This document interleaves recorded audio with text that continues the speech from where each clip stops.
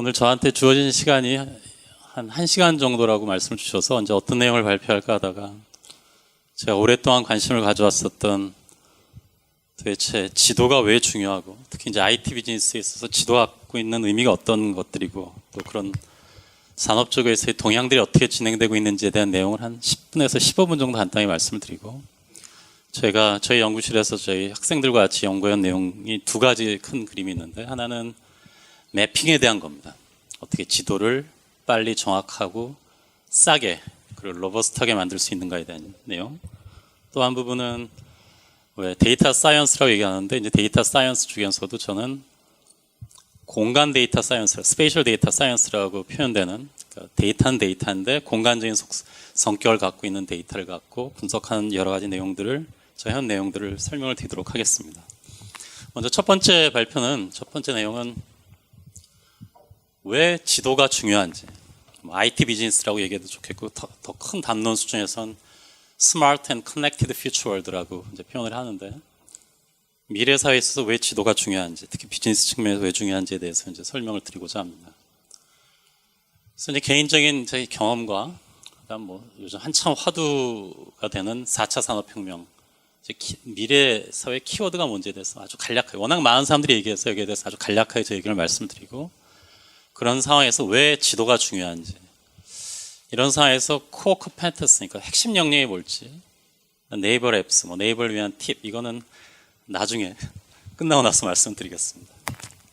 그래서 제가 조금 다른 교수들이랑 좀 다른 경험을 갖고 있는 게 이제 회사 생활을 한 5년 정도 했었습니다. 파트너로 2000년부터 2005년 동안 이제 이 포레스트 원이라는 회사에서 이제 CTO를 하면서 여러 가지 일들을 해봤었는데 아무래도 이제 회사에 있다 보면 이제 기술 개발에 대해서 고민을 많이 하지만 도대체 우리 다음에 뭐 먹고 살지에 대한 고민을 많이 하거든요. 같이 모여 앉아서 하는 게 이제 그런 얘기니까 이제 그럴 때 경험들이 아마 이런 발표를 할 수 있게 되지 않았나 생각을 하고요. 하루는 제가 이 내용은 그 비디오 자료를 통해 가지고 보실 수 있는 분 보시라고 말씀드렸는데 2004년 10월 저희 회사의 마케팅 담당 부사장이 제 방에 오더니 구글이 키올이라는 회사를 인수합병했다는 거 들은 거 있냐고 물어보는 겁니다. 그래서 사실은 좀 깜짝 놀랐어요. 왜냐하면 제가 그걸 먼저 알았어야 된다고 생각했는데 마케팅하는 친구가 먼저 와서 알아갖고 와서 그래서 일단 대답을 했죠. 왜냐하면 모르는 회사가 아니고 키올이라는 회사랑 저희가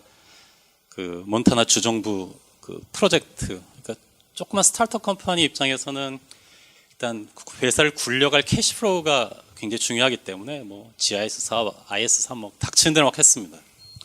경쟁도 하고 그랬기 때문에 마찬가지, 키올도 마찬가지고 그래서 그냥 그런 회사인데 근데 생각해 보니까 그때 9불 99를 주면 그 플러긴을 만들어서 주민 줌아웃을 할 수 있는 것들을 팔고 그랬었어요. 19불 99면 좀 더 좋은 거죠. 그래서 저희가 속으로 그런 거 장사해서 어떤 레비뉴를 만들어내겠다고 저런 생각을 할까라고 코웃음을 쳤는데 그 부분이 이제 구글 눈에 들어왔던 거죠. 그래서 이제 그때 그 회사를 샀고 뭔가 좀 돌아가는 게 심상치 않다라고 생각을 하면서 도대체 왜 구글이 키오를 샀을까 그런 얘기를 하기 시작을 했었어요. 바로 다음날 그날 밤 이유를 알겠더라고요. 구글이 지도를 하겠구나. 그 2004년만 해도 그 서치 윈도우밖에 없었고 2004년 막 이메일을 런칭할 때였습니다. 때문에 얘들 지도를 하겠구나. 그 외에 이유가 없는 거죠. 여러 가지 일들이 있었고 저는 2005년에 연세대학교에서 오퍼를 받아서 연세대학교에 오게 되고 이제 아까 있었던 마케팅 담당이고 이제 제 후임자입니다. 이 포브스라고 하는 잡지인데 나름 이제 비즈니스 이코노미 쪽에서 한 세 손가락에 드는 비즈니스 잡지에 이제 테크놀로지로 나왔고요. 저희 회사에서 했던 일들이 공간 정보 가공을 해서 이제 파는 회사였었어요. 이제 그런 데 나왔는데 제 후임이었는데 이 친구는 시카고 대학 교수였어요. 저는 교수하겠다고 떨쳐버리고 가고 저 친구는 시카고대 교수하다가 월급이 너무 작다고 인더스트리 나오겠다고 해서 저희 라이프가 서로 갈렸는데 이런 경험들을 통해 가지고 이제 나름 한 2000년부터 지금 한 17년 18년 동안 생각을 해왔던 여러 가지 것들을 아주 짧게 말씀드리겠습니다. 왜 지도가 중요한지. 이분이 누군지 아시나요? 최근에 자기 회사를 디즈니에 팔았죠. 루퍼트 머독입니다. 이 사람 누군지 아시나요? 연식이 나오는데 이 사람 누군지 아시나요? IT 업계에 계시면 모르세요? 이 사람이 스티브 케이스라고 AOL 창업자입니다. 알고고요. 이분이 이제 워너브라더스를 합병을 했었죠. 한 200조 주고 2000년 시대 17년 전인데 진짜 IT의 헤이데이는 그 2000년 임시가 아닐까 그렇게 생각합니다. 제가 이제 배웠던 것 중에 하나가 큰 기업들이 무슨 일을 하는지 알고 싶으면 M&A를 보면 알겠구나 하는 생각을 하게 됐었어요. 그런 일들 이후에는. 그래서 뭐 여러 가지 것들을 이제 팔로우를 하면서 참 비저너리한 분인데, 물론 여러 이슈가 있는 분이긴 하지만, 이탁이라고 텔레아틀라스, 이제 탐탐을 박인 텔레아틀라스의 전신의 회사를 89년에 2,500만 불 주고 사면서 뭐라고 일성을 했냐면, 지도가 마케팅에 되게 중요할 것 같아서 산다는 얘기를 했습니다. 지금부터 약 뭐 30년 전이니까 뭐 7년에 배로 성장한다는 16배 곱하면 뭐 상당히 큰 한 4억 불 이상의 돈을 주고 산 거죠. 이런 여러 가지 딜들이 있었고, 이제 뭐 AOL이 맵캐스트라는 거를 뭐 1조 2천억 정도 해주고 샀었고요. 뭐 엘고가 참 대단한 분인데 지금 뭐 디지털 트윈 얘기 많이 하죠. 이미 옛날에 20년 전에 있었던 얘기입니다. 디지털 얼트를 만들자. 그때 이제 사이버 스페이스라고 하는데 사이버상에서 레플리켓을 하나 만들어 보자. 그게 이제 디지털 얼트였고요. 여러 가지 뭐 딜들이 있었고, 이제 큰 딜들이 노키아, 납텍들이 아주 유명했죠. 한 9조 원 정도 들여서 노키아가, 당시는 지금 같은 노키아가 아니라 전 세계 스마트폰 마켓의 한 30-40%를 잡던 회사가 지도를 샀었고, 여러 가지 딜들이 있었고, 최근 딜들 중에서 이제 중요한 거는 아마 이 정도가 아닐까 싶습니다. 히얼맵을, 히얼맵이 약간 노키아 납텍의 이제 후속 회사인데, 뭐 3사가 합병하고 텐센트 컨소시엄이 10% 스테이크 사고 인텔이 15% 사고, 또 이게 또 추가로 말씀드리고 싶은 건 이 히얼맵이 얼스마인이라는 회사를 2012년에 샀습니다. 왜 제가 이걸 잘하냐면, 이때 제가 노키아랑 일을 많이 할 때여서, 이제 노키아의 이제 그 3000 스트릿, 이때 이제 막 하이 데피니션 맵을 만들어 보자 그런 얘기가 막 시작될 때였는데, 이 얼스마인이라는 회사를 샀어요. 얼스마인은 비전 기반의 3000 지도 정보 구축 회사였습니다. 기술을 갖고 있는 회사였고요.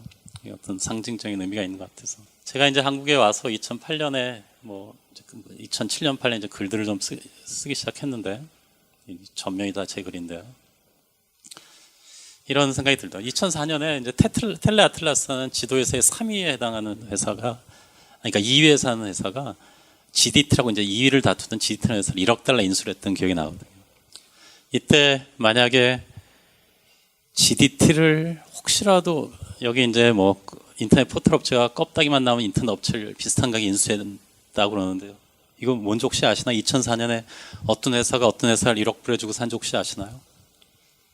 그렇죠. 라이코스 얘기입니다. 그래서 그 돈을 GDT를 인수했었으면 어땠을까? 물론 쉽진 않지만, 이게 지도라는 게 갖고 있는 플랫폼으로서의 성격을 이해했었다면, 제가 이제 한국에 오자마자 2006년, 7년 대기업에 이제 좀 역량 있는 분들한테 지도회사를 사시면 미래에 좋을 것 같다는 얘기를 좀 하고 다녔었는데, 그런 좀 아까운 생각이 들어서 이 얘기를 준비했습니다.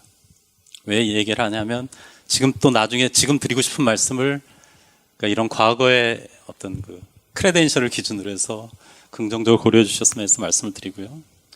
미래 뭐 4차 산업혁명, 미국에선 있지도 않는 얘기고, 사실 4차 산업혁명이 실제로 시작됐는지에 대해서는 여러 가지 설왕설래가 있습니다. 그럼에도 불구하고 제가 생각하기에는 다가오는 미래의 키워드는 두 가지 단어로 정리가 되는 것 같아요. 스마트 앤 커넥티드. 여러 가지 키워드들이 있지만 결국 스마트와 커넥티드가 핵심이고, 그거를 가능하게 하는 게 데이터 정도가 아닐까 이렇게 생각을 하고 있고요. 이걸 이제 제가 크게 쓸까 그러다가 제 얘기가 아니고, 이제 마이클 포터라고 하는 굉장히 그러니까 경영 전략에서 전 세계 거두 중에 한 분입니다. 이분이 얘기했던 거고 가장 맞는 얘기인 것 같아서, 그거를 매핑을 해보면 결국 이런 그림이 될 거다. 이게 그럼 미래 어떤 IT 회사든지 핵심 역량이 되는 그 키워드들이 아닐까. 이것들을 제대로 구현하는 회사가 IT 업계에서 살아남지 않을까 이렇게 생각을 하고요. 지도가 왜 중요한지는 제가 또 비디오 클립을 통해서 보여드렸는데, 예습을 아마 한 번도 안 하신 것 같아서 그냥 설명을 드리면, 첫 번째는 굉장히 멋진 컨텐츠고요. 여러분들 얼마나 자주 지도 컨텐츠를 사용하는지 생각해 보십시오. 두 번째는 이미 구글에서 구현한 지도 정보를 공간화하는 그런 플랫폼으로서의 의미를 담고 있고요. 그러니까 어떻게 하면 지도를 좀 더 효과적으로, 그러니까 이미 이제 구글 서치에서는 위치 기반 검색들이 진행이 되고 있고요. 또 이제 로케이션 베이스드 애드버타이즈먼트 핵심이 되겠죠. 이게 제가 움직인 길입니다. 이제 겹쳐지는 건데. 뭐 아시겠지만 여러분들 위치 정보 키는 순간 여러분들 위치 트래젝토리가 구글 서버에 애플 서버에 차곡차곡 쌓이고 있습니다. 굉장히 큰 미래의 가치를 가질 거라고 전 아주 단언하고 확신을 하고 말씀드릴 수 있고요. 당연히 제가 다닌 트래젝토리를 알면 그 근처에 관계되는 커머셜이 힘이 있을 수밖에 없겠죠. 로케이션 베이스드 애드버타이즈먼트의 핵심일 수밖에 없습니다. 미래가 아니라 이제 이건 현재가 됐고요. 이제 벌써 이런 비슷한 발표를 한 10년 전부터 했는데 그때 미래라고 얘기했습니다. 2007년 그럴 땐 로케이션 베이스드 서치가 아직 구현이 안 돼 있던 시점이었기 때문에 이제 현재고요. 또 진행되고 있는 게 인간과 로봇의 어떤 인터페이스가 되지 않을까. 지금 한참 열심히 하고 계신 자율주행 자동차, 드론, 여러 가지 것들의 어떤 그 스마트를 제공하고 또 인터페이스를 하는 데 있어서의 굉장히 중요한 핵심이 되지 않을까. 이거는 결국 미래 지금 랩스에서 이런 거에 관심이 갖고 돼서 제가 이제 갖고 있는 자를 갖고 온 건데요. 이게 제가 혼자 생각한 게 아니라 여러 주요 회사들과 얘기를 하고서 이제 만든 자료입니다. 결국 여러 가지 이제 센싱을 하고 어웨어니스를 하고 그런 것들을 휴머나이즈하고 하모나이즈하고 이제 리얼 월드 맵이라고 하는데 이게 이제 하이 데피니션 맵이 돼야 되고 이 위에 다양한 정보들이 쌓여야 된다고 생각을 합니다. 그게 결국은 스마트와 커넥티드와 데이터를 구현하는 어떤 미래 비즈니스가 될 거라고 생각을 하고요. 그러니까 이게 지도라는 게 데이터와 스마트와 커넥티드라는 어떤 미래 비전의 키워드들을 담는 그릇으로서의 의미가 있지 않을까. 그래서 요약해서 말씀을 물론 하나하나 굉장히 세세하게 아규할 수 있겠지만 미래 비즈니스, 특히 IT 비즈니스에 있어서 또 4차 산업혁명이라고 표현되는 커다란 변화의 흐름 속에서 지도 없이 IT 비즈니스에서 서바이브 하겠다? 저는 굉장히 네거티브하게 생각을 합니다. 제가 얘기하는 게 아니라 여러 메이저 회사들의 다양한 비즈니스 트랜잭션을 통해서 충분히 증빙하고 있다고 생각을 하고요. 그래서 제가 이번 주 토요일 날 글을 하나를 썼습니다. 아까 제가 구태여 조선일보에 썼던 글을 다시 되새김한 이유는 나름대로 저도 제가 생각하고 있는 비전에 대해서 생각에 대해서 한번 공유를 드리고 싶어서 말씀드리는 거고 쭉 얘기가 나오는데 이제 중요하다는 게 요점이고요. 이런 얘기를 하고 싶습니다. 굉장히 여러 네이버도 있죠. 하고 있는데 저는 이 마켓이 한 3개 정도로 재편이 될 거라고 생각을 합니다. 자신까지는 아니지만 나름대로 생각을 하는데 결국은 지도를 중심으로 재편이 될 거라고 생각을 하고 거기 3 그룹이 구글 진영, 애플도 지금 후발주자지만 굉장히 빨리 쫓아올 거라고 생각하고 있습니다. 아까 슬라이드에도 보여드렸지만 하이드라바드에 4,000명 직원을 단지 지도만 만드는 회사를 좀 만들었거든요. 마찬가지로 마지막으로 이제 히어맵인데 히어맵의 어떤 포텐셜, 제가 히어맵과 가까워서도 그렇겠지만 결국 만시지탄이지만 결국 오픈 콜래보레이션의 어떤 한 틀로서 이 진영에 빨리 참여하시는 게 이 비즈니스에서 최소한 우리나라라는 작은 마켓에서 살아남기 위해서. 근데 또 이제 금방 그러니까 살아남기 위해서는 달려야지 살아남을 수 있다고 저는 생각을 하거든요. 지금 시크해 보이는 이 마켓이 내 거라고 생각하시지만 어느 순간 뺏기지 않기 위해서라도 좀 나웃고잉을 해야 되고 거기에 굉장히 중요한 전략 중에 하나가 이 캠프 안에 들어가야 되지 않을까. 초정 밀지도 확보 없이 여러 분야에서 강자가 되기는 저는 현실적으로 불가능하다고 생각합니다. 지도가 갖고 있는 의미고요. 그래서 이게 지도의 진짜 가치다. Core infrastructure of smart and connected future world의 high definition, high quality 지도에 대한 어떤 방식으로든지 지배 없이 그런 리더십을 주장하기는 어려울 거다라고 생각하고요. 1980년에 마이크로소프트 주식을 1000불어치를 샀으면 1990년에 그게 100만 불이 됐습니다. 90년에 시스코 주식을 1000불어치를 샀으면 2000년에 200만 불이 됐습니다. 이 두 개가 이제 어떤 그런 우리 컴퓨터를 우리 세상에 가깝게 갖고 와주고 네트워크 시대의 어떤 출발을 준비해주고 어떤 설치라고 하는 이제 어떤 그 데이터에 대한 얘기, 그다음 새로운 생태계, 우리 스마트폰으로 대표되는 생태계. 2010년에서 15년 사이는 누가 챔피언이라고 물어봤어요. 저는 아마존인 것 같아요.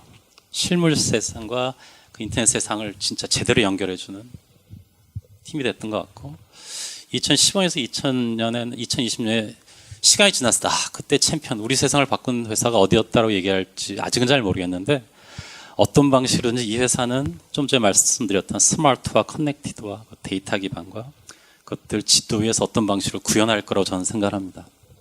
이렇게 해서 지도의 중요성에 대한 얘기를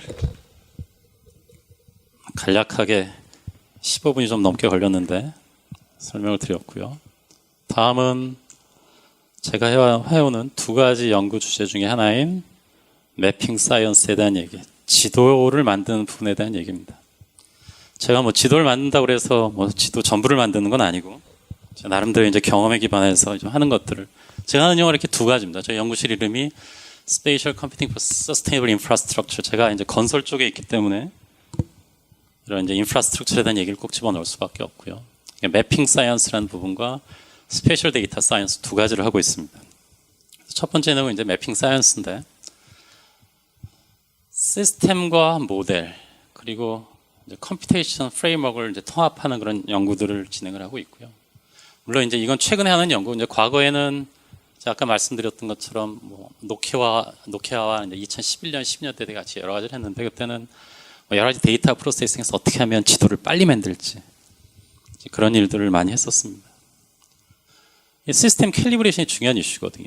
이제 갖다 붙여주는 것들 여러 가지 하는데, 이게 뭐 제가 네이버에서도 관심을 갖고 있는 걸로 알고 있는데, 이제 이게 들여다보면 결국 다 문제가 싱크로나이제이션으로 이제 귀결이 됩니다. 이제 그걸 하려면 결국 하드웨어 단에서 그 맨 밑단을 건드려야 되는데, 이제 그거는 그 하드웨어를 하는 사람들한테서 뽑아내기가 쉽지 않거든요. 특히 뭐 IMU 같은 것들은 우리나라 센서들이 아니기 때문에 그 안에서 뭐가 어떻게 들어있는지 잘 모릅니다.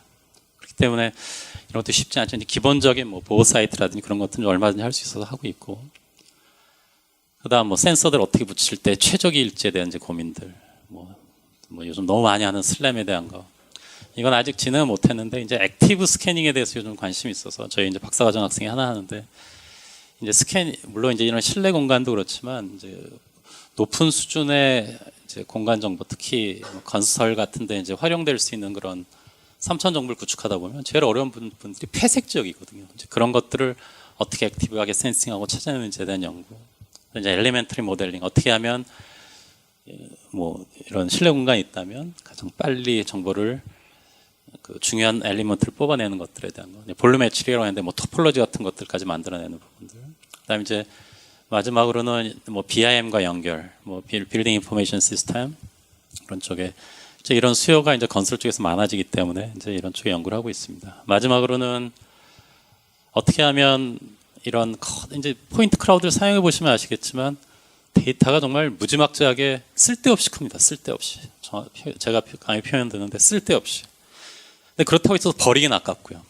어떤 방식으로든지 이거를 잘 보듬어서 한꺼번에 돌려줬으면 좋겠는데, 제가 아는 한도에서는 아직까지 그런 솔루션이 나와 있지 않습니다. 뭐 리캡 같은 게 조금 잘 되긴 하는데, 그것도 뭐 수십억 포인트 같은 것들 다루는 데는 아직 한계들이 있고요. 이것들을 이제 어떻게 하면 효과적으로 만들 수 있을지에 대해서 이제 요즘 한참 고민을 하고 진행하고 있는 연구입니다. 결국 이제 하둡 기반의 하나 프레임워크를 만들고 싶어서 이렇게 이제 세 가지 레이어를 고민하고 있고, 스토리지, 뭐 이건 알고리즘 때문에 맵 리듀스가 되는 거죠. 오퍼레이션, 이걸 어떻게 쉽게 사용할지는 랭귀지, 하나의 프레임워크를 좀 만들려고 열심히 진행하고 있습니다.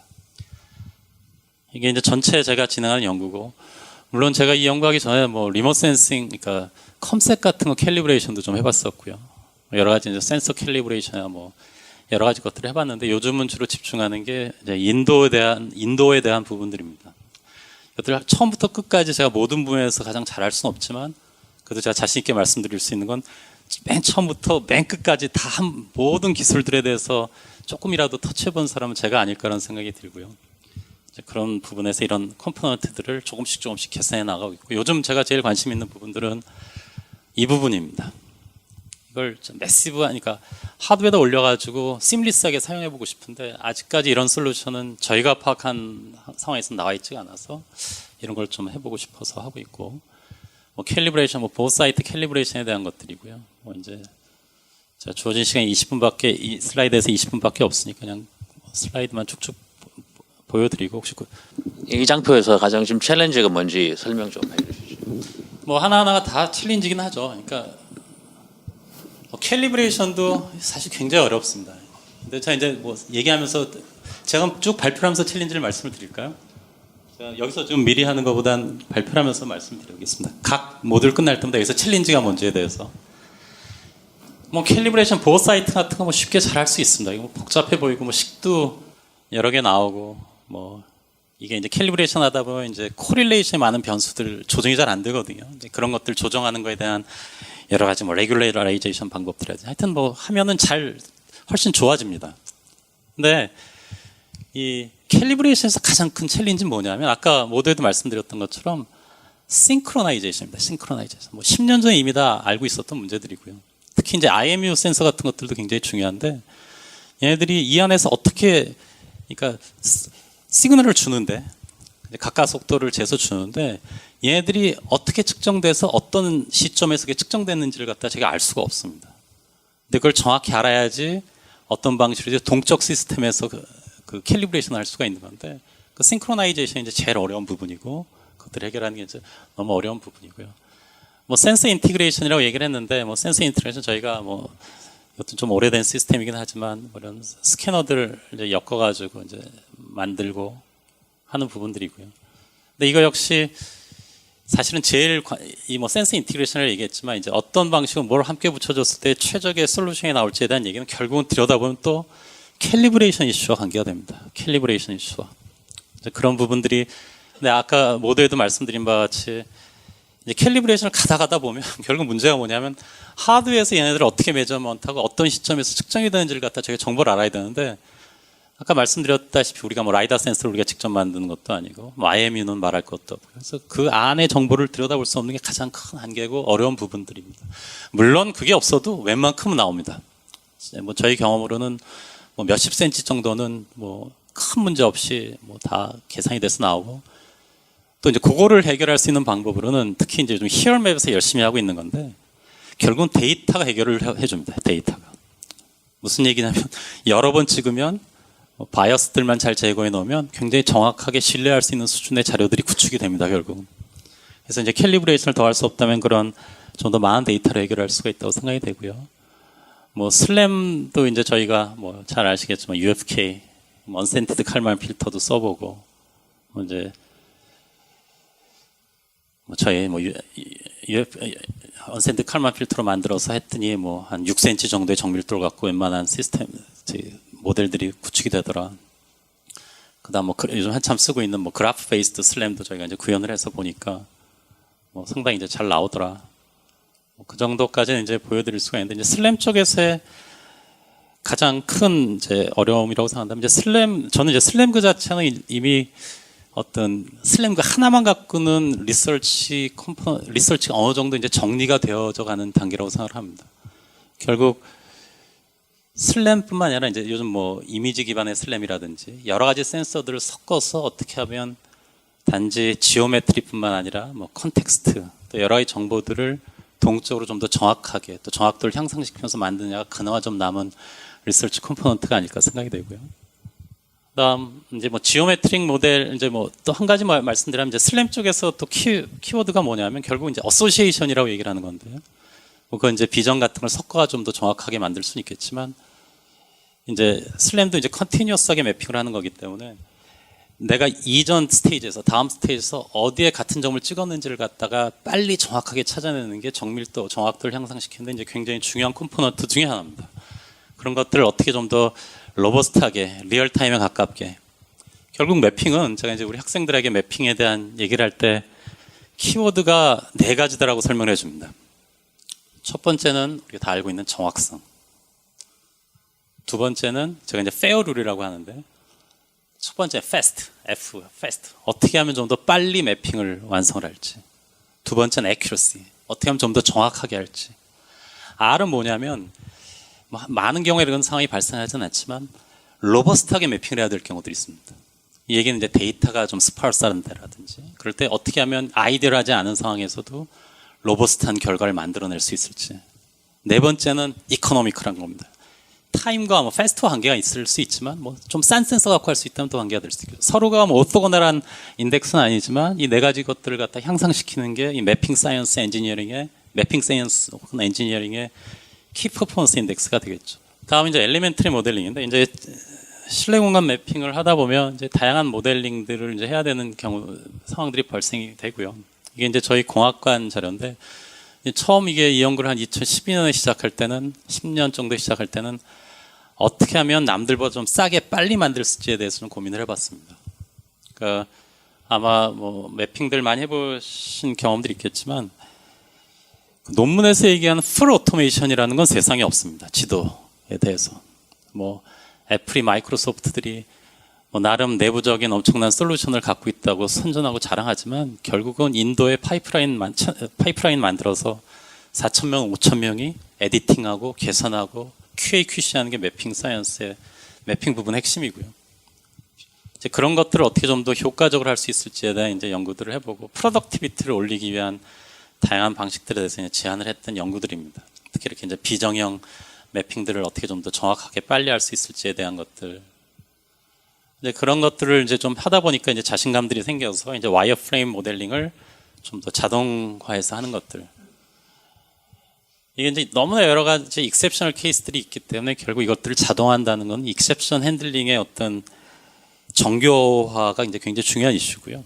그 이후에 또 이제 관계되는 부분들이 저희가 나름 다른 쪽과 차별화시킨다고 생각하는 것들이 그러니까 컨스트레인트 기반의 모델링인 것 같습니다. 뭐 저희만 하는 게 아니라 많은 뭐 컴퓨터 사이언스나 모델링 하는 사람이 다 하는 거지만 몇 가지 컨스트레인트를 줌으로써 해서 주어진 데이터가 좀 부정확하고 불확실해도 거기서 필요한 정보들을 좀 더 뽑아낼 수 있는 것들. 뭐 예를 들면 이런 것들이요. 저희 가장 많이 사용하는 게 특히 이제 BIM 같은 경우에서 이제 실내 공간 같은 경우에 모든 벽면들이 이론적으로 직교하게끔 설계가 되어 있습니다. 많은 경우 다 그런 건 아니지만 요즘 비정형 모델들이 많기 때문에 이런 오토고널리티에 대한 패럴리즘을 갖다 이제 적용을 해서 컨스트레인트를 놓고 풀어주면 결과들이 굉장히 깔끔하게 잘 나옵니다.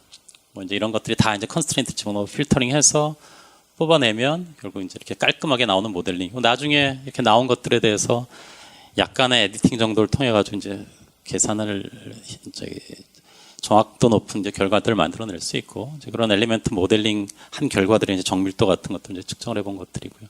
이것도 손 하나 안 대고 자동으로 한 것들입니다. 물론 이제 데이터 공간이 작다는 그런 단점이 있지만 뭐 이것도 뭐 이건 이제 동영상인데 뭐 조금 보여드리면 이게 의미가 있는 부분들은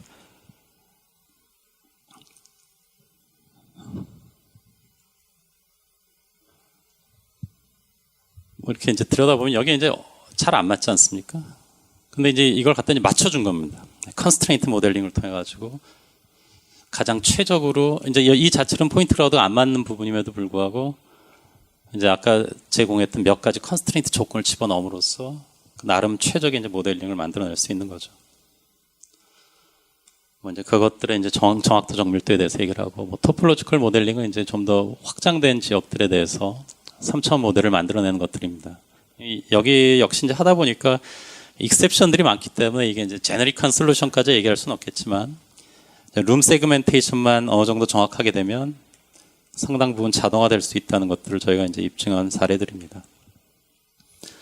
다음은 뭐 스마트시티 BIM 모델과 인테그레이션한 부분들은 아까 만들었던 것들을 통해서 실제 이제 BIM과 연결하는 부분들에 대한 연구고요. 뭐 네이버 쪽에서는 그렇게 관심이 많은 부분은 아니시겠지만 건설 부분에서 이제 핫한 이슈 중에 하나입니다. 소위 얘기하는 as-built BIM이란 얘기인데, 그러니까 BIM이 빌딩 인포메이션 모델링을 해서 이제 우리나라 이제 기준에도 300억 이상의 국비가 들어가는 모든 그 정부 텍스가 들어가는 건물들에는 이 BIM을 통해서 구현해라는 얘기가 있습니다. 그거는 만들어지는 시점에서의 BIM이 되는 거고 이미 기존의 건설되어져 있는 기존의 건물들에 대해서 BIM을 하려다 보니까 어떤 이런 3D 모델이 이제 기본이 돼야 되고 거기에 적당한 속성들을 갖다 입혀줄 수 있는 부분들이 중요한 이슈여서 나름 이제 하고 있는 연구고요. 당연히 뭐 스마트 시티 요즘 뭐 디지털 트윈에 대한 얘기들 많이 하는데 거기 이제 핵심 기술이 될 수밖에 없을 거라고 생각합니다. 이제 나머지 부분은 이제 하둡에 대한 부분인데 혹시 이게 뭔지 아시는 분 계시나요? 이 왼쪽 그림이 뭔지 아시는 분? 혹시 보신 적 있으신가요? 이게 PVM이라고 하는 겁니다. PVM. 1999년에 제가 쓰던 메시지 프로토콜인데 이게 뭐냐면 이제 MPI랑 같이 이제 초반에 경쟁하던 그 패럴 이게 이제 PBA 뭐냐면 패럴 벌추얼 머신의 약자고요. 이제 제가 32대 붙여가지고 컴퓨테이션 할 때 데이터 보내고 스포닝 해주고 해서 이제 했던 것들 옛날 자료 찾아서 이렇게 집어넣었고요. 이제 한 뭐 20년 전부터 패럴 컴퓨팅에 대해서는 좀 해봤기 때문에 이 공간 데이터들이 너무 크고 힘든 부분들을 어떻게 관리할지에 대해서 항상 고민을 하다 보니까 결국 패럴 컴퓨팅에 대해서 생각하면 PC 클러스터 만들어서 이제 MPI 썼던 뭐 그런 사례들이고요. 하다 보니까 결국은 뭐 하둡을 써야겠다는 게 좀 생각이고요. 그래서 계속 이제 하둡 기반으로 해서 모든 프로세싱 진행하고 있습니다. 그래서 뭐 여기 나와 있는 것들. 근데 이제 아시겠지만 그 하둡 통해서 프로세싱을 하다 보면 이 공간 데이터의 가장 어려운 부분이 뭐냐면 디펜던스입니다. 디펜던스. 그래서 그것들을 해결할 수 있는 방법은 없고요. 뭐 그건 뭐 저만의 문제, 저희 공간 정보뿐만의 문제가 아니라 엔비디아 같은 데서도 맨날 고민하는 것 중에 하나가 어떻게 디펜던스가 있는 컴퓨테이션을 갖다가 패러럴하게 할지에 대해서 고민하는 거니까 뭐 저희만의 문제라고는 할 수 없겠지만 이제 그런 것들에 대한 해결 내지는 뭐 대안들을 항상 고민하고 있고요. 데이터 매니지먼트에 대해서 뭐 아시겠지만 3D 벌추얼 그리드, 3D R 추리, 뭐 억추리 그런 것들은 뭐 다 봤는데 저희는 내부적으로는 이 실내 공간 데이터나 만약에 뭐 예를 들어서 우리가 이 네이버의 실내 공간 그러니까 포인트 클라우드 다 획득한 다음에 한꺼번에 모델링을 한다면 3D 벌추얼 그리드, 3D R 추리, 억추리도 아닌 저희가 이제 해시 베이스 벌추얼 그리드라고 했는데 이제 하이브리드입니다. 3D 벌추얼 그리드와 그걸 갖다 이제 중간중간 빈 공간들이 많기 때문에 낭비되는 공간들을 제거하고선 활용을 해보면은 훨씬 더 퍼포먼스가 좋다는 걸 저희가 이제 입증을 해서 이런 방식으로 이제 제가 고민하고 있는 그런 데이터 스토리지의 어떤 솔루션 중에 하나로 지금 고민을 하고 있고요. 뭐 이건 옛날에 했던 PC 클러스터 기반의 프로세싱 어떻게 빨리 할까 했던 것들. 요즘 고민하는 부분들입니다. 한참 이제 결국 이제 스토리지라는 건 어떻게 글로벌 인덱싱을 할지, 그러니까 뭐냐면 하드상에서 각각 노드를 어떻게 데이터를 뿌려줄지와 각각 노드 안에서 어떻게 로컬 인덱싱을 할지, 그 다음에 그걸 기반으로 해서 어떻게 하나하나의 중요한 핵심 오퍼레이션들을 멤리드 MR로 구현을 할지, 뭐 다 할 수는 없겠지만 이게 사실 핵심이고요. 뭐 가능하다면 뭐 랭귀지 열려 있는 거 뭐 이제 피그도 좋고 뭐 여러 가지들 이용을 해서 조금 이런 것들을 콜할 수 있게끔 만들어주는 이런 것들을 구현하는 게 앞으로 주어진 저희가 고민하고 있는 저희 연구팀에서 고민하고 있는 연구 내용입니다. 두 번째는 스페셜 데이터 사이언스 부분입니다. 이번에 이쪽이고요. 스페셜 데이터 사이언스라고 하면 이제 데이터 사이언스인데 공간에 기반한 이제 데이터들을 갖고 하는 여러 가지 분석 연구라고 말씀드릴 수 있을 것 같고요. 이런 프레임워크를 갖고 연구를 진행하고 있습니다. 당연히 컴퓨테이션 프레임워크가 있어야 되겠고요. 이제 저희 데이터가 워낙 크니까 뭐 그냥 PC 싱글 노드에서는 일단 올라가지도 않습니다. 잘 계산도 안 되고 그래서 이제 가능한 하둡 기반으로 해서 이제 큰 것들은 다 풀고 있고요. 제가 그 정희님 이번에 뭐 정희님을 이제 LA 가서 만나 뵙고 여쭤봤던 것 중에 하나가 뭐였냐면 혹시 데이터 좀 어떻게 사용해 볼 수 있겠냐고 말씀드렸는데 당연히 이제 부정적인 답변을 들었고요. 근데 모든 회사가 다 그렇습니다. 그 데이터를 접근하려면 한 2-3년 동안 열심히 서비스를 하면 그때 조금씩 이제 자료를 공유하기 시작해요. 그래서 모은 자료들이 이렇게 있습니다. 나름 이제 택시 트래젝토리 데이터도 저희가 꽤 많이 갖고 있고요. 뭐 자부컨대 아마 그러니까 학교 리서치 팀 중에서는 그러니까 카이스트 여화수 교수라는 친구가 있는데 그 친구가 아마 제일 많이 갖고 있을 것 같고 그 친구는 이제 회사랑 일을 하고 있으니까 그 외에 제가 좀 많이 갖고 있는 것 같고요. 뭐 이제 여러 가지 데이터를 좀 차곡차곡 한 4-5년 동안 쌓아왔습니다. 이제 이것들을 좀 엮어서 남들이 못 보는 인사이트를 좀 찾아보는 게 제가 최근에 갖고 있는 관심 중에 하나고요. 그래서 이제 뭐 제가 건설 쪽에 있으니까 인프라스트럭처에 대한 부분, 그다음 최근에 관심을 많이 갖고 있는 것은 이제 에듀케이션과 헬스에 대한 부분입니다. 저희 세브란스 쪽에서 좋은 데이터를 많이 공유하고 있기 때문에 그쪽이랑 이제 같이 많이 하고 이제 에듀케이션은 제가 제 프로필에 보여드렸던 것처럼 제가 연세대학교에서 보직을 하나 하고 있는데 한 3년 넘게 하고 있는데 그게 에듀케이션에 관계되는 것들을 총괄하고 있어요. 제가 이제 접근해 볼 수 있는 데이터들이 많아서 그것들을 하고 있고요.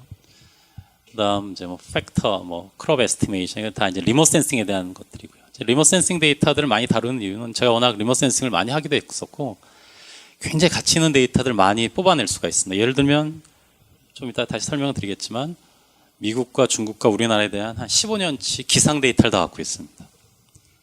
그러니까 남들이 볼 수 없는 것들을 볼 수 있는 여지가 있다는 거죠. 새로운 디멘전을 갖고 있다고 생각하시면 되겠습니다. 설명을 좀 드리면 뭐 센서스 블록 누구나 가질 수 있는 데이터고요. 택시 트래젝토리 데이터들 뭐 이제 굉장히 많은 데이터 갖고 있고 한 2년치 이제 모았기 때문에 여러 가지 좀 이따 이제 보여드릴 수 있는 재미있는 애플리케이션도 만들어 볼 수 있었고 이건 사고 있습니다. SK 지오비전 데이터를 정가 내고 조금 디스카운트 받고 사서 사용하고 있습니다. 그쪽도 전 잘 됐으면 하는 바람이 있어서 제가 연구비가 좀 있어서 뭐 많이 디스카운트는 해주시면 1년에 몇 천만 원씩 주고 정가 내고 사서 좀 데이터 모으고 있고요. 그다음에 이제 디지털 타코그래프 데이터라는 건 요즘 우리나라의 공공 차량에 굉장히 여러 가지 센서들이 붙어서 정보들이 취득이 되고 있어요. 그 안에는 뭐 속도는 말할 것도 없고 RPM도 있고 브레이크 사인도 있고 굉장히 여러 가지 정보들이 있기 때문에 이제 그런 정보를 통해서 또 남들이 못 본 인사이트를 좀 찾아보려고 하고 있고 스마트 카드 트랜잭션 그러니까 여러분들 왜 교통카드 있죠? 그 트랜잭션 데이터를 다 갖고 있습니다. 그다음 political vote 데이터 이제 이건 제가 폴리틱스에 도대체 어떤 공간 변수들이 있을까에 관심이 있어가지고 일단 데이터를 저희가 만들어 본 거고요. atmosphere condition이라고 하는데 결국 이제 기상 데이터입니다. 우리나라는 말할 것도 없고 미국과 중국에 대한 데이터를 다 갖고 있고요. 그다음 이제 퍼블릭 헬스 이건 세브란스랑 같이 하다 보니까 이제 굉장히 다양한 데이터를 얻고 있고 크레딧 카드라든지 뭐 리모트 센싱 데이터는 과거에는 제가 외부에서 발표할 때 내가 우리나라에서 리모트 센싱 데이터를 제일 많이 처리해봤다라고 이제 그런 얘기도 좀 했었는데 회사에 있을 때 그랬기 때문에 요즘 이제 데이터들이 너무 많이 오픈이 되고 좋은 그 데이터 처리를 해본 사람들이 많아서 그 정도는 아니겠지만 어쨌든 많은 데이터들 좀 확보하고 있습니다. 뭐 environmental 데이터들 그리고 이제 computational framework 아까 좀 보여드렸던 것들을 이제 갖고 있고요. 그래서 데이터를 쌓아놓고 보면 남들이 볼 수 없는 인사이트를 볼 수 있다고 저는 생각합니다. 이제 한 3, 4년 정도 데이터를 모아보니까 이제 남들이 볼 수 없는 이제 그런 것들을 조금씩 이제 볼 수가 있어지는데 처음은 일단 뭐 스마트 인프라스트럭처라고 하는데 이제 택시 트래젝토리 데이터 같은 걸 이용해서 시공간상의 어떤 이벤트들, 우리 도시 공간들이 어떻게 운영되고 있는지에 대한 진단 같은 걸 해볼 수가 있습니다. 이건 저희가 갖고 있는 데이터를 갖고 이제 플로팅해 본 거고요. 그래서 아주 쉽게는 뭐 택시가 어디에 디맨드나 서플라이에 핫스팟이 있는지 아주 쉽게 알 수 있습니다. 이건 뭐 대학원 수준의 뭐 1, 2학년 정도면 간단히 할 수 있는 뭐 핫스팟 어널리시스도 해보고 그다음 도대체 어떤 시공간적인 요소가 어떤 이벤트를 갖다 캐릭터라이즈 하는지도 한번 찾아보고요. 이거는 이제 작년 그 촛불 시위 때 도대체 주변의 교통이 어떻게 변하는지가 궁금해가지고 이제 한번 테스트를 돌려본 거고요. 최근 지금 뭐 여기 앉아 있는 저희 마종원 학생이 오늘 아침에 발표하고 온 건데 패신저 파인더, 그러니까 이제 레코멘데이션 시스템입니다. 택시 기사가 승객을 내려놨을 때 다음 내가 어디 가야지 하는 데에 대한 답변, 공간적인 답변 솔루션인 거고요. DT 데이터에 통해서 이제 간단한 분석들을 하고 있고요. 뭐 직관적으로 디맨드가 어디가 많을지에 대한 얘기입니다. 저녁에 강남과 강북요, 뭐 종로 근처 많고요. 그다음 이제 세러데이 새벽에도 이렇게 이제 많이 있습니다. 뭐 신청 같은 데도 많은 거고요. 이건 뭐 세러데이 때, 그다음 이제 오히려 오전에는 강남과 강북에서 그러니까 우리 뭐랄까 CBD라고 하는 데서는 내리긴 하지만 타는 건 생각보다 많지 않습니다. 너무나 뭐 직관적인 사실을 갖다 보여주고 있는 거고요. 그럼에도 불구하고 이게 직관이 맞는지 틀린지 저는 이제 데이터로 실증하고 있다고 말씀드리면 되겠고요. 이제 박근혜 이제 전 대통령 이제 하야에 대한 요청이 있을 때 촛불 시위할 때 도대체 이 파티스펜트가 이렇게 계속 변하거든요. 얘네들이 공간상의 트래젝토리 어떤 변화를 줄지에 대해서 이제 관심이 있어서 이 지역을 이제 분할을 한 다음에 거기서 택시 트래젝토리에 대한 이제 분석들을 뭐 여러 가지를 해봤습니다. 그랬더니 뭐 여러 가지 종로구에서 어떤 변화들에 대한 것들, 뭐 픽업이 오히려 오전에는 확 늘어나는 그런 시간들을 볼 수가 있었고, 이제 여러 가지들 이제 분석해서 그런 패턴들을 찾아낼 수가 있었고, 얘네들이 뭐 예를 들면 신당동에서라는 좀 흥미롭게 신당동에 가서 많이 내린다는 걸 알 수 있었고, 택시를 타고선 내리는 곳 신당동이 많고, 예를 들자면 이제 여러 가지 이제 패턴들 저희 찾아낼 수가 있었습니다. 그 얘기는 뭐 아직 서울시에 이런 정보를 주지는 않았지만 큰 이벤트들이 있을 때 트렌지 플래닝을 갖다 어떻게 할지에 대한 뭐 데이터 기반의 실증적인 솔루션을 제공해 줄 수 있다고 저희는 생각을 하고 있습니다. 그다음 이제 패신저 파인더라고 하는 거는 저희가 이제 최근에 뭐 한두 달 좀 계속 이제 개선하고 있는 건데, 아까 말씀드렸던 것처럼 택시 기사가 그러니까 손님을 내리면 다음 나 어디로 가지? 이건 어찌 보면 그 택시 운전 기사분들의 노하우와 역량의 어떤 집약체일 수도 있습니다. 그냥 운전 오래 하신 분들은 다음 어디 가야 되면 손님이 많은지 알 수 있겠죠. 오늘 이 시간에 어디 가면 많다. 이 날씨에. 그걸 좀 데이터로 한번 입증해보자 했던 게 이제 저희 연구의 시작이었고요. 뭐 CNN 이용해서 그러니까 이미지로 매핑해가지고 이제 프리딕션 같은 거 하고, 이거 좀 다 깨졌는데, 저희가 이제 서버에서 계산해서 리퀘스트가 오면 그 답변을 하는 조그만 앱을 만들었습니다. 뭐 시나리오는 다음과 같습니다. 지금 오늘 시간인데요. 조금 1시간 전 시나리오를 한번 해봤어요. 저희 이제 트레이닝을 해서 이제 웨더와 이제 몇 가지 저희가 이제 다양한 걸 어떻게, 여러분들 뭐 여기서 데이터 갖고 많이 만져보신 분들은 아시겠지만 데이터 분석의 핵심은 스트래티피케이션입니다. 어떻게 관련 있는 데이터를 모아서 분석을 하는지가 핵심인데, 이제 일단은 웨더 데이터들을 좀 넣고, 뭐 여기서 뭐 대충 말씀드리면 요일과 시간이 이제 중요하고요. 그런 것들 기반으로 해서 이렇게 해보면, 예를 들어 다 깨졌는데, 연세대 그 정문 앞에서 내렸을 때 손님 내렸습니다. 다음 위치 어디로 갈 거라면 이렇게 뜨는 겁니다. 홍대 입구가 가장 많고 신촌역, 연세대 정문, 지역들을 보여줄 수 있고요. 네이버 API 사용했습니다.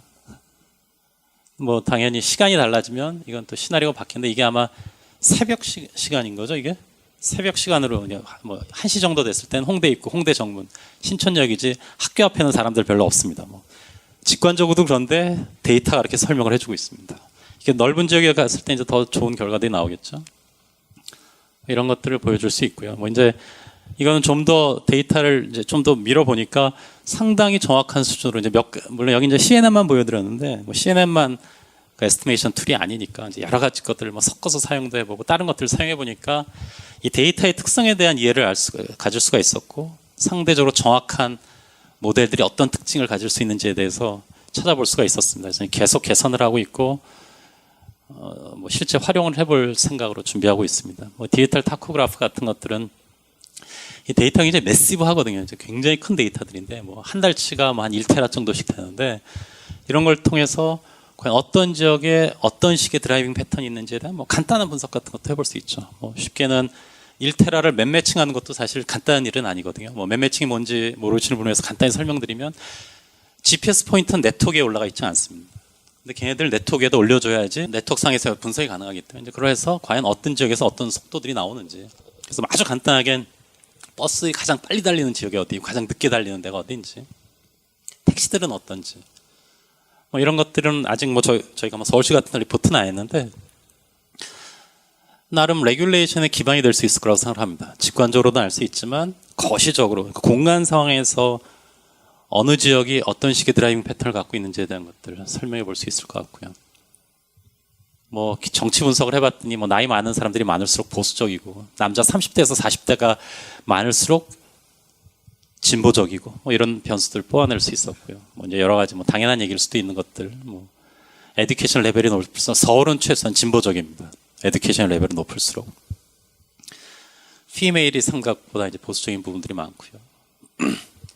또 이제 제가 뭐 최근에 많이 관심을 갖고 하는 것들은 이제 딥러닝뿐만 아니라 이제 다양한 에스티메이션 방식을 통해 가지고 크롭 에스티메이션을 하는 건데, 이거는 뭐 네이버에서는 별로 관심 없겠지만 이것도 이제 데이터의 기반의 사이언스에 해당되는 부분이어서, 특히 이제 스페이셜 데이터 사이언스의 한 사례이기 때문에 뭐 작황을 한 5% 안쪽 내외의 정밀도를 갖고 추정해낼 수가 있고요.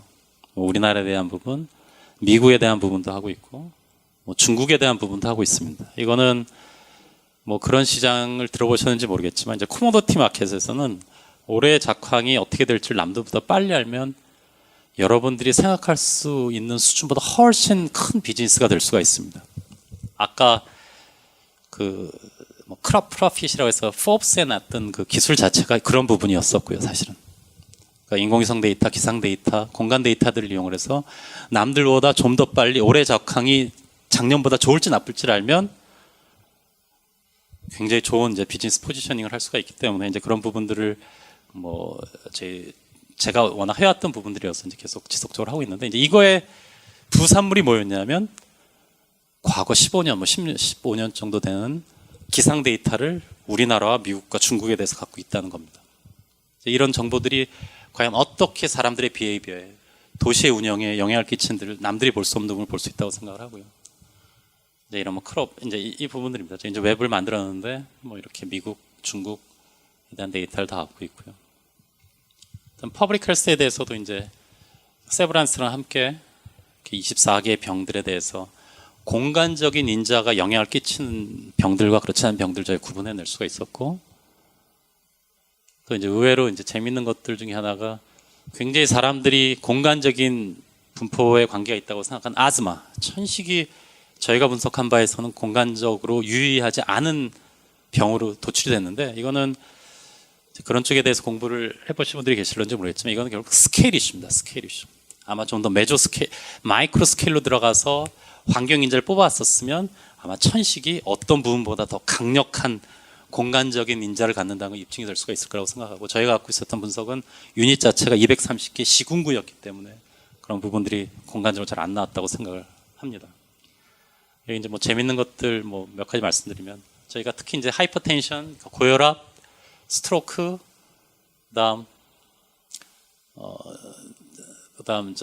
당뇨병에 대해서 관계를 봤는데, 스트로크 안 걸리고 하이퍼텐션을, 고혈압의 가장 주요한 인자가 결혼을 해야 되더라고요. 결혼을 하면 상대적으로 고혈압도 덜 걸리고 스트로크도 덜 걸릴 수 있고, 이제 여러 가지 흥미로운 것들이 나와 있는데, 굉장히 뭐 저희는 이게 다 신기해서 재밌다 얘기했더니 의대 다닌 친구들이 그러더라고요. 원래 그거 알려져 있는 사실이라고. 그러니까 저희가 차별성이 있는 건 의대 쪽에서 했던 건 이제 개개인에 대한 어떤 인자를 갖고 분석을 하는 건데, 이제 저희는 지역적 인자를 갖고 있는데 지역적 인자에서도 이런 분석들이 튀어나오는 게 이제 재밌었던 부분입니다. 포지티브한 인플루엔셜 인자와 네거티브한 것들. 뭐 또 이제 데이터를 좀 섞고 있는 시점들인데, 이제 섞다 보니까 이제 그 이니퀄리티, 뭐 불평등 지수 뭐 그런 것들 중에서도 그 의료 서비스에 대한 불평등 지수 같은 것들이 이슈가 있어서 한번 좀 분석을 좀 해보니까 이 역시 이제 유동인구 데이터 분석을 해보니까요. 이거는 저 데이터를 갖고 한 겁니다. 그러니까 센서스 데이터만 갖고 했더니 굉장히 하위권은 다 강원도와 산간 오지만 몰려 있는데, 저희가 유동인구를 기반으로 해서 분석을 해봤더니 생각보단 그 인이퀄리티가 그렇게 높진 않더라고요. 오히려 아까 보셨던 하위권들이 곳곳에 산재도 있고, 이제 서울에도 이제 하위권들이 곳곳에 있는 경우도 있고요. 이런 부분을 통해서 이건 뭐 비즈니스 측면에서의 큰 의미를 갖는 내용들은 아니겠지만, 어떤 그러니까 뭐 정부라든지 뭐 그런 기관에서는 의미가 있는 연구가 되지 않을까 해서 데이터를 섞었을 때 볼 수 있는 그런 분석의 한 사례로서 준비를 해왔습니다. 제게 주어진 시간이 이제 딱 맞췄습니다. 이 정도로 해서 저희가 연구해온 세 가지 내용, 지도가 왜 중요한지에 대한 제 나름대로 뷰, 두 번째는 매핑 사이언스, 매핑에 대한 특히 이제 실내 매핑에 대한 그 캘리브레이션부터 어떤 컴퓨테이션 프레임워크까지 전부 다 연결하는 저희 연구 진행 내용, 그리고 스페셜 데이터 사이언스라고 하는 데이터 기반의 어떤 공간 속에서의 어떤 인사이트를 들여다보는 그 연구 내용을 1시간 동안 발표드렸습니다. 혹시 지도를 퍼시스턴트하게 한다는 관점에서 연구는 진행을 하신 게 있을 때 있으신가요? 굉장히 중요한 이슈 중에 하나인데요. 그러니까 이제 이거는 저는 뭐 그 정도까지 연구를 할 만큼 데이터가 많은 사람이 아니기 때문에, 그러니까 이 퍼시스턴스를 이제 어떻게 정의하시는지 모르겠지만, 저는 이제 어떤 상황에서도 흔들리지 않게 어떤 인테그리티를 줄 수 있다는 측면에서 퍼시스턴스를 얘기하신다고 생각을. 로버스트랑 로버스트하다는 측면에서. 근데 그거를 할 수 있는 건 처음 만들 때 굉장히 돈을 많이 들여서 정확하게 하는 방법이 있을 거라고 생각이 되고요. 근데 그거는 긍정적인 방식은 아니라고 생각하고, 제가 히얼맵과는 좀 관계가 있어서 히얼맵의 이제 연구 진행들을 많이 들여다보면, 거기도 마찬가지로 주로 메이저 회사들이 그 매핑을 하는 데 있어서 어떻게 하면 로버스트하게 만들 수 있을지의 방법은 결국은 데이터로 해결을 합니다. 이제 여기도 아까 뭐 팁에 대해서 말씀을 드린다 뭐 몇 가지를 얘기를 했었는데, 결국은 그것도 이제 그런 제가 생각하는 데이터를 많이 갖고 있는 네이버라든지 이 정도의 회사가 가질 수 있는 스탠스라고 생각하는데, 결국은 자기가 갖고 있는 코어 그 컴페턴스가 뭔지를 갖다 명확히 분석을 해야 될 거라고 생각을 하고요. 거기는 아마 데이터라고 생각을 합니다. 지도 역시 뭐 네이버에서는 제가 지도를 어떻게 만들고 있는지에 대한 정보가 지금 제가 없기 때문에 말씀드리긴 어렵겠지만, 예를 들어 히어맵 같은 경우는 지속적으로 반복되어서 구성되어지는 트래젝토리 데이터들을 이용을 해서 기존의 데이터의 강건성을 높여주고, 또 혹시라도 생기는 아웃라이어들을 갖다 지속적으로 계산해주고 있습니다. 첫 번째 돈을 많이 들어서 정확하게 만들든지, 물론 그건 전 현실적인 방법은 아니라고 생각하고요. 웬만큼 쓸만하게 만든 다음에 결국은 데이터를 얹어서 해결이 되지 않을까. 제가 이제 스페셜 데이터 사이언스라고 여러 가지 해보면서 느꼈던 거는 뭐 다 공감하시는 부분일 거라고 생각하는데, 알고리즘보다는 데이터입니다. 아주 단언컨대. 그러니까 물론 이제 데이터가 굉장히 스파스한 경우에는 알고리즘이 중요합니다. 데이터 스파스한 경우. 근데 데이터가 있을 땐 알고리즘보다는 데이터고, 강건성 역시 그 맥락에서 해결할 수 있는 결국 데이터가 그 해결책으로 저는 생각합니다.